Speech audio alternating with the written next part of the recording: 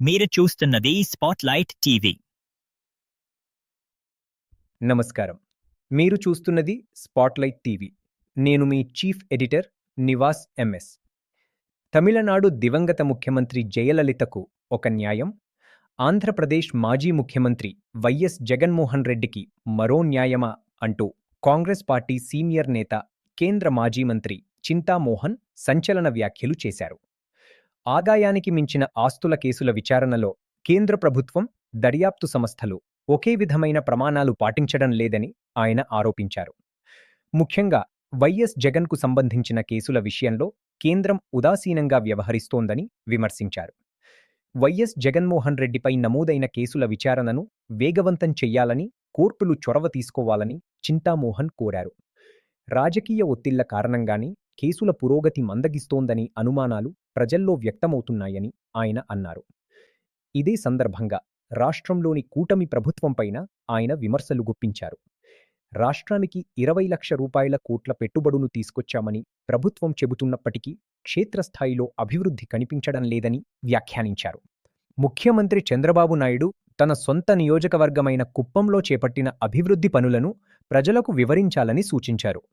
ఇకపై మాటలు కాకుండా చేతల్లో అభివృద్ధి చూపాలని హితవు పలికారు. రాష్ట్రంలో పోలీసులు అత్యుత్సాహంతో అమాయకులపై అక్రమ కేసులు నమోదు చేస్తున్నారని కూడా ఆయన ఆరోపించారు. ప్రశ్నారావణ్ వ్యవహారంలో ప్రభుత్వం కొంత విశాల దృక్పథంతో వ్యవహరించాలని ఆయన తెలిసో తెలియకో వ్యాఖ్యలు చేసి ఉండవచ్చని అభిప్రాయపడ్డారు. రానున్న 2029 ఆంధ్రప్రదేశ్ అసెంబ్లీ ఎన్నికల్లో ప్రత్యేక హోదా, విభజన హామీల అమలు, దళిత క్రైస్తవులకు ఎస్సీ హోదా వంటి అంశాలతో కాంగ్రెస్ పార్టీ ప్రజల్లోకి వెళ్తుందని చింతామోహన్ వెల్లడించారు. ఇక జాతీయ అంశాలపైన ఆయన స్పందించారు. అయోధ్య రామమందిరం పేరుతో సేకరించిన నిధుల వినియోగంపై సీబీఐతో విచారణ జరిపించాలని డిమాండ్ చేశారు. దేవుడి పేరుతో నిధుల దుర్వినియోగం జరిగిందని ఆరోపిస్తూ ఆ అంశంపై ప్రజలకు స్పష్టమైన సమాధానమివ్వాలని కోరారు.